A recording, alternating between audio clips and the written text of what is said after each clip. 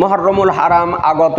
আপনারা সকলেই সোশ্যাল মিডিয়ার মাধ্যমে জানতে পেরেছেন যে আগামী শনিবার এবং রবিবার আমাদের পবিত্র মুহররমুল হারামের রোজা আছে এবং আমরা মুহররমুল হারাম এই তারিখকে আমরা পালন করব শরীয়ত মোতাবিক। একটি প্রশ্ন জিজ্ঞাসা করা হচ্ছে যে মাসনুই কারবালাতে যাওয়া কি। দেখুন যে বিভিন্ন জায়গাতে এই রকম প্রচলিত আছে যে কারবালা নাম করা হয়েছে এবং সেখানে তাজিয়া নিয়ে গিয়ে দাফন করা হয় এবং সেই জায়গাতে মেলারও ব্যবস্থা করা হয়, সেই জায়গাতে অনেকে যান। এই রকম জায়গাতে যাওয়া কি, এই রকমই প্রশ্ন সদরুস শরিয়া মুফতি আমজাদ আলী আলাইহি রহমা রিদওয়ানকে জিজ্ঞাসা করা হয়েছে।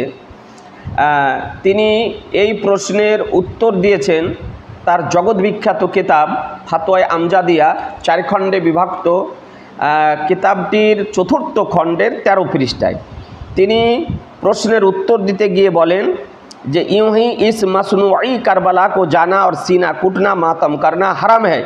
এইরকমই মাসনুই কারবালাতে যাওয়া, তৈরি করা কারবালাতে যাওয়া, বানাওয়াটি কারবালাতে যাওয়া, সেখানে আপনার তাজিয়া নিয়ে যাওয়া, সেখানে মেলার ব্যবস্থা করা, সেখানে তাজিয়াকে দাফন করা, এগুলি সব করা বা সিনা চাপড়ানো, বুক চাপড়ানো বা মাতম করা, এগুলি হচ্ছে হারাম।